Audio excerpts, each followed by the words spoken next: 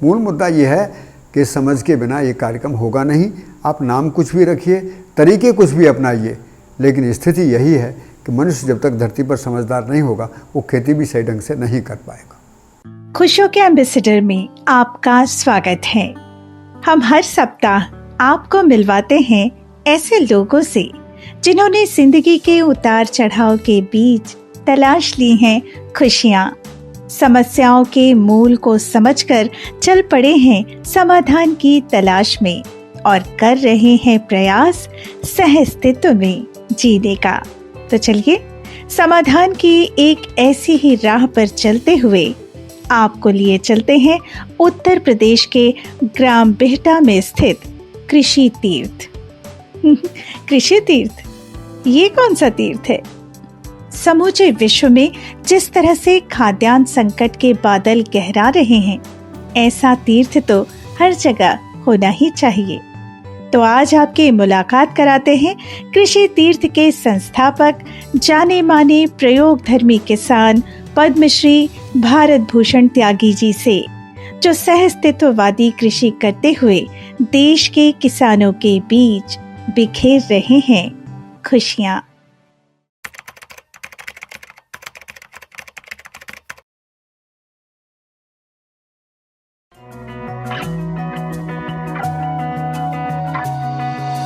रहते हैं ये खुश हमेशा, करते ये काम खरे, एक दूजे के बन के पूरक, साथ साथ बढ़ते रहे, हंसते खिलखिलाते भावों से भरे, खुशियाँ बिखेरे घर घर, खुशियों के एम्बेसडर, खुशियों के एम्बेसडर, खुशियों के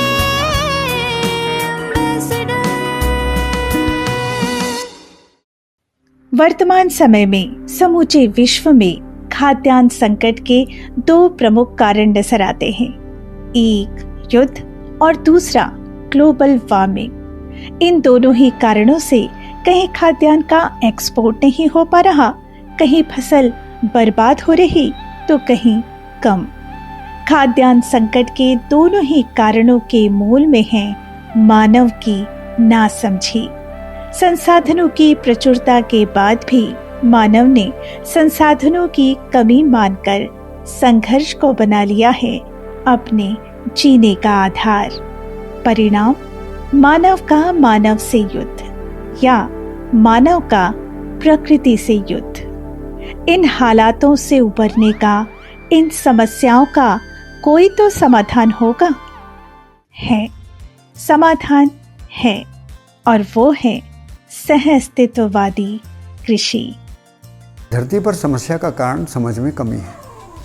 हम सब अपने को पहले से समझदार मानते ही थे, तो धीरे धीरे वो जो मान्यताओं का भ्रम था एक लंबे समय में टूटा और खेती में प्रयोग के स्तर पर नए सिरे से समझकर, जिसमें मूल बात समझने की प्रकृति की व्यवस्था थी, लंबे समय तक अभ्यास किया और उस अभ्यास में प्रकृति की व्यवस्था को किस तरीके से धरती, पेड़ पौधे, पशु पक्षियों के बीच में अंतर संबंध क्या है, व्यवस्था का स्वरूप क्या है और कैसे एक क्रिया दूसरी क्रिया के लिए पूरक है, इन बातों को जानते हुए खेत में जब गंभीर प्रयोग किए उसके परिणाम बहुत अच्छे आए और उसमें ये बात विश्वास होने लगा कि खेत को किसी भी प्रकार की समस्या नहीं है यदि हमारी समझ ठीक है। प्रकृति में व्यवस्था परस्पर पूरकता के साथ है ही, अस्तित्व सहअस्तित्व है। इस सिद्धांत के आधार पर मध्यस्थ दर्शन में सहअस्तित्ववादी कृषि को बहुत ही सुंदर तरीके से स्पष्ट किया गया है। उन्होंने उसके पूरकता के नियम को समझा, नियंत्रण को समझा, संतुलन को समझा, उसी के आधार पर विविधता को समझा, उत्पादन के घनत्व को समझा और नैसर्गिक संतुलन को समझा कि धरती के श्रम के प्रति भी सबसे पहले कृतज्ञता पैदा हुई कि क्या सुंदर व्यवस्था धरती ने अपने आप अन्य ग्रह गोलों के साथ बनाई है। इसका खेती में बड़ी भूमिका है। इसके साथ साथ दूरी का नियम, समय, श्रम और बीज को भी हमने भलीभांति समझा और हमने दो प्रारूप तैयार किए। एक तो विविधता में फसल प्रणाली का प्रारूप क्या होगा और दूसरा यदि मैं उसको खेत में लगाऊंगा तो खेत का मानचित्र मुझे कैसे बनाना है। खेत को हमने 3 खंडों में बांट लिया। एक तो बफर जोन में जो मेंढबंदी के साथ फसल लगाएंगे, और दूसरा सीजनल जोन और पेरेनियल जोन, बहुवर्षीय फसलों का क्षेत्र और मौसमी फसलों का क्षेत्र, और बफर माने मेंढबंदी का क्षेत्र। हर जगह 5-5, 6-6 फसलों को जगह देने पर हमको ये विश्वास हो गया कि हम आसानी से एक वर्ष में 15-20 फसल आसानी से निकाल सकते हैं। सहअस्तित्ववादी कृषि को अपनाकर भारत भूषण त्यागी जी ने जिस तरह से अपने खेतों में खाद्य श्रृंखला को सजाया है, इसे देखना सुखद आश्चर्य है।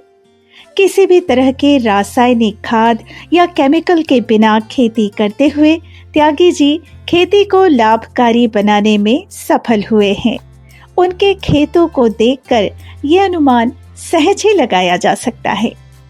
ये गन्ना लग अबे ये दो फिर दो दो फिर दो, और बीच में जगह। बीच में जगह। अच्छा हाँ ये पेड़ रो हो गया। हाँ, ये दो ये गन्ना, 4 फुट की दूरी में होगी? ये 4 फुट की दूरी बीच में। तो 4x2x2 ऐसे ही। हाँ, 4x2, 2x2, 2 में तो ये लगा दिया और 4 खाली कर दिया, फिर ये और इसके साथ ये। अब इसमें क्या करेंगे, अब इसमें लहसुन लगेगा सारे में, अच्छा तो वो उसके लिए ये जो सेक्टर है इसमें वो आम भी लगा सकता है, अमरूद भी लगा सकता है, केला पपीता जो चाहे लगा सकता है, उसके साथ गन्ना लगाएगा। तो यहाँ पर 2 मेन क्रॉप चलेंगी, गन्ना और फल। इसके बाद में उनकी एडिशनल क्रॉप जो है वो ट्यूबर क्रॉप चलेंगी। उनमें मूली, शलजम, गाजर, चुकंदर, मेथी, पालक, धनिया जो भी चलाना चाहो वो चलेगा। वो चलाना ज़रूरी है क्योंकि उसी से उसको खुराक मिलती है। इसके बाद में इस जोन में आएंगे तो इसमें सीजनल क्रॉप चलेंगी। इसमें आप धान ले सकते हो, गेहूँ ले सकते हो, सब्जियाँ ले सकते हो, आप जो कुछ कर रहे हो इसमें ले सकते हो। और इसमें धान इतना ज़बरदस्त होता है कि इसी तरीके से आपको क्या करना, 2-2 बीज धान के इन पे पर 3 लाइन या 4 लाइन डाल देनी है और ये गैप रखना है। और धान बराबर में उतना ही काटना है जितना किसान पूरे खेत में लगा काटता है, और कोई बीमारी नहीं। ये पहलवानी नहीं करनी खेत में, वो कीचड़ बना हुआ होगा, तू मर जा आपके मैं मर जा, उसमें ये कार्यक्रम करना ही नहीं है, सीधा कार्यक्रम करना है। विविधता में फसल प्रणाली लगाए जाने के लिए आपको 2 चीज़ जरूर बनानी है। एक तो मास्टर टेबल, किसका, हमारा जो क्रॉप पैटर्न क्या रहेगा उसकी मास्टर टेबल हमको बनानी है। अनाज, दाल, तेल, फल, सब्जी, मसाले, जड़ी बूटी, पशुओं का चारा, इमारती लकड़ी, मुझे कहाँ लगाना है, मेरी ज़रूरत की चीज़ है वो। दूसरा काम क्या करना है, दूसरे में एक खेत का मानचित्र बनाना है, एक खेत का भी एक लेआउट तैयार करना है। उस लेआउट में कहाँ पेरेनियल है और कहाँ सीजनल है, और पेरेनियल में क्या क्या होंगे, सीजनल में क्या क्या होंगे। अब ये पूरा खेत में आने से पहले नक्शे में है। जैसे बिल्डिंग बनाने से पहले नक्शा बन गया ना, ऐसे ये खेत में आने से पहले नक्शा। हमने शुरुआत में बात की थी कृषि तीर्थ की। त्यागी जी का कृषि तीर्थ देश भर के किसानों के लिए सहअस्तित्ववादी कृषि को समझने और सीखने का एक अवसर देता है, ताकि किसान सही समझ के आधार पर कृषि कर सकें। देश भर के किसान सीखने और समझने के लिए यहाँ आते हैं, जिन्हें त्यागी जी बहुत ही प्रेम से कृषि की बारीकियां समझाते हैं। देखा जाए तो ये जैविक कृषि फार्म किसी दर्शनीय स्थल से कम नहीं, इसीलिए तो इसे कृषि तीर्थ के रूप में पहचाना जाने लगा है। क्रॉप पैटर्न लागू करने के लिए हम 2 चीज़ों का ध्यान रखें। एक तो मास्टर टेबल क्रॉप पैटर्न के लिए, और एक लेआउट प्लान ज़मीन का, किस फसल को कहाँ पर लगाना है, ये टेबल और उसका जो लेआउट प्लान है ये दोनों तय करते हैं। और इसी में से सीड प्रोडक्शन इसमें भी आएगा, सीड रेट भी इसमें आ जाएगा। टेबल बता देगी, ये पूछना नहीं है कौन सी चीज़ कब लगानी है। आपकी टेबल में देखोगे हल्दी जब से लगेगी, जब हल्दी का बीज इतना लगेगा। टेबल का मतलब है मैंने उसमें सीड रेट भी है, मेरा उसमें उसका जो प्रोडक्शन का ड्यूरेशन कितना है, कब लगाई जाएगी और कब निकलेगी, कितनी मात्रा में निकलेगी, और उसका अनुमानित मूल्य क्या रहता है। ये सारी चीज़ें हमारे टेबल में, मतलब टेबल हमारी क्या करती है, स्पेस मैनेजमेंट से लेकर और हमारा इकोनॉमिकल मैनेजमेंट बताती है। अगला जोन है जो सबसे पहले क्यारी देख रहे हैं, वो है हमारा सीजनल जोन। सीजनल जोन में हम 10 प्रकार की सब्जियां भी लगा सकते हैं। जैसे अभी हमने वहाँ पर लगाया गाजर, गाजर के साथ हम लगाएंगे वहाँ पर सौंफ। 2 फसल हो गई। आपको सौंफ नहीं लगानी है तो आप धनिया भी लगा सकते हैं, मेथी भी लगा सकते हैं, पालक भी लगा सकते हैं, पर क्या करना पड़ेगा, उसके निकालने के लिए आपको जगह स्पेस मिलेगी, एक नाली खाली छोड़नी है। ये समझ में आ गया। अब ये कब खेत खाली हो गया आपका, मान लिया फरवरी मार्च में ये आपका खेत खाली हो गया, तो आपको अब वहाँ आगे चलना है तो दलहन की फसल लगा सकते हैं, ठीक है। और उसके बाद में यदि दलहन नहीं लगाना है तो आप हल्दी लगाइए, ठीक है। और यदि हल्दी आपने इस तरीके से नाली पर लगा दी, मतलब ऊपर की मेंढ पर हल्दी आ गई, तो नीचे में उसके साथ धान लगा दीजिए। हल्दी के साथ धान गजब का होता है, हल्दी की हल्दी, धान का धान पहले कट गया। ये हल्दी की एक अलग वैरायटी है। हाँ, अब ये देखो मेरे सरसों ऊपर है। हाँ, ये एक वर्ष की है। ये भी एक वैरायटी, अलग वैरायटी है। यहाँ पे हल्दी की भी कई वैरायटी है। निकाली भी आपने? हाँ, निकालते रहते हैं। ये कम से कम एक जगह से 2-2, 3-3 किलो निकलेगी।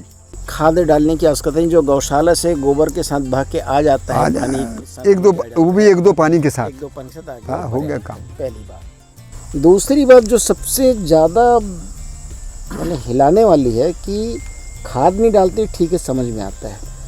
आप पूरे फार्म में मैं देख रहा हूँ कि पहला मैं खेत देख रहा हूँ अपनी ज़िंदगी में जहाँ पर किसी भी तरह की दवा नहीं डाली जाती है। रासायनिक दवा तो ठीक आप नहीं डालते, आप गौमूत्र भी नहीं डालते, नहीं है, आप लहसुन का रस भी नहीं डालते, आप किसी भी तरह से पौधे संरक्षण का कोई कार्यक्रम दवा के रूप में नहीं चलाते। दूसरों को भी जब बताता हूँ, जब वो मानता नहीं, जब उनसे कहते तो अपने सिर में गेल ली जाती है जो कुछ कहना। ताप दाब नमी संतुलन के लिए हमको इन चीज़ों पर ध्यान देना बहुत ज़रूरी था। खेत अपना खाद खुद बनाता है, वनस्पतियों में अपना कीट नियंत्रण है, ज़मीन की सतह पर खरपतवारों का नियंत्रण है। अभी जो भैया ने पूछा था कि भाई ये जो डीला घास है जिसको हम मोथा घास बोलते हैं, इसका क्या इलाज है? इसका एक ही इलाज है, टाइम मैनेजमेंट। वो तो अपना काम करेगी, वो मिट्टी में से कभी जाए नहीं, वो तो 4 फुट गहरे से आता है, आप उसको कभी ख़त्म नहीं कर सकते, लेकिन मैं उसके नियंत्रण के विज्ञान को समझ सकता हूँ। प्रकृति में पूरकतापूर्ण व्यवस्था को बनाए रखने के लिए भारत भूषण त्यागी जी ने अपने खेतों को किस तरह से सजाया है, आइए उनसे ही जानते हैं। हाँ, जब हम दर्शन की रोशनी में खेती करना शुरू करें तो ये विधा ज़रूर अपनाएं। हम जो खेत की मेंढ है, जैसे मैंने यहाँ खड़ा हूँ, ये मेंढ है, तो मेंढ से लेकर हम 2 से 2.5 मीटर, अधिकतम 3 मीटर जगह लेते हैं। इसमें पड़ोसी को कोई आपत्ति नहीं है, क्योंकि पड़ोसी का खेत इधर है। अब पड़ोसी से मुझको कोई झंझट भी नहीं पालना है, मुझे अपने खेत को सही रखना है। तो हम क्या करेंगे, वहाँ पर हमने 3 फसल लगाई हैं, आड़ू, केला और टिम्बर प्लांट। ये मिलिया डुबिया है। दिल्ली विश्वविद्यालय से साइंस में ग्रेजुएशन की डिग्री और उसके बाद नौकरी ना करने का फैसला। ये सब कुछ इतना आसान नहीं था, मगर त्यागी जी ने ये फैसला लिया। करीब 40 वर्षों से खेती करते हुए उन्होंने कृषि के क्षेत्र में कई प्रयोग किए हैं और विगत 20 वर्षों से मध्यस्थ दर्शन की रोशनी में जीने का प्रयास करते हुए उन्होंने समर्पित कर दिया है स्वयं को। निष्कर्ष के रूप में वे कहते हैं, खेत में जाओ ना, ये दर्शन की महिमा है। मैं इस खेत में आकर कितनी बार बाबा जी के प्रति कृतज्ञ होता हूँ, इसका कोई मेरे पास गणित नहीं है। खेत की उर्वरता बढ़ने लगी, पानी की मात्रा कम होने लगी, जमीन का जीवांश कार्बन बढ़ने लगा, माइक्रोबायोलॉजी बढ़ने लगी, और मुझे पूरकता के सिद्धांत में ये भी समझ में आया कि गन्ने को प्याज से जो पोषण मिला वो अपने में एक भरपूर तत्वों से मिला, और उससे मेरा गन्ने का उत्पादन बहुत तेज़ी से बढ़ा। तो ऐसे ही अनेक फसलों के साथ जो अंदर संबंध है जड़ों का, उसके साथ में धरती की उर्वरता और जो भी जितने भी सवाल थे, एक बड़ा सवाल ये था कि हमें कीड़े बीमारियों के लिए दवाइयों का इस्तेमाल करना पड़ेगा, लेकिन सही दूरी पर ताप दाब नमी के संतुलन के कारण खेत में गति, गंध और प्रकाश की भी एक अच्छी भूमिका रही। और उसमें मैंने देखा कि दर्शन में इन चीज़ों का बहुत सुंदर उल्लेख है, और उसमें एक बहुत बढ़िया तरीके से प्रस्ताव आता है कि हमको धरती के सतह के वातावरण को समृद्ध बनाकर रखना है, तो फिर उसमें कोई भी कीड़ा बीमारी प्रकोप नहीं करता है, संतुलित रहते हैं, सब नियंत्रित रहते हैं। मूल बात ये बात केवल कहने की नहीं है, ये बात तो जीने की है। तो इस आधार पर मैं सभी से निवेदन करूंगा कि आवर्तनशील जो कृषि है वो सहस्त्र सूत्र उसके मूल में है, इसलिए यदि पूरे आकार में उसको देखेंगे तो वो सहस्तित्व मूलक आवर्तनशील कृषि है। हमने इसी को नामकरण थोड़ा छोटे में कर दिया, लोग इसका नाम थोड़ा लंबा नाम लेने में तकलीफ महसूस करते थे, तो उनको समक पद्धति के नाम से हमने उसको शॉर्ट नाम भी दिया, लेकिन ये नामकरण नहीं है। मूल मुद्दा ये है कि समझ के बिना ये कार्यक्रम होगा नहीं। आप नाम कुछ भी रखिए, तरीके कुछ भी अपनाइए, लेकिन स्थिति यही है कि मनुष्य जब तक धरती पर समझदार नहीं होगा वो खेती भी सही ढंग से नहीं कर पाएगा। तो ये रहे हमारे आज के खुशियों के एम्बेसडर। अगले सप्ताह इसी दिन इसी समय आपसे फिर होगी मुलाकात। तब तक के लिए नमस्कार। तो बने रहिए हमारे साथ और हमारे YouTube चैनल को सब्सक्राइब कर लीजिए। खुशियों के एम्बेसडर हर रविवार सुबह ठीक 9 बजे।